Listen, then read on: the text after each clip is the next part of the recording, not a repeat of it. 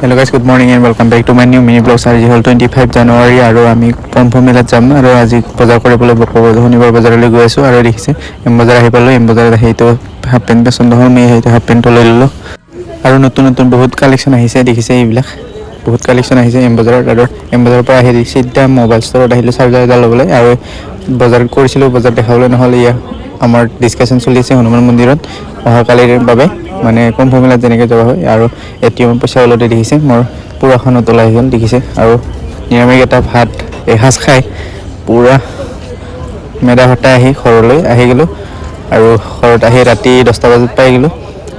এইটো বেগ লৈছোঁ যোৱাকালি বজাৰত, শনিবাৰ বজাৰত দেখাব নহয় যোৱাকালি। আৰু দেখিছে এইটো হাফ পেণ্ট আৰু এইটো এটা ধুতি দেখিছে, লং পেণ্ট একদম কটনৰ পিয়ৰ কটন। আৰু দেখিছে এইটো চাৰ্ট আৰু এটা গেঞ্জি, এইটো গেঞ্জি। আৰু আজিলৈ মানে বাই বাই।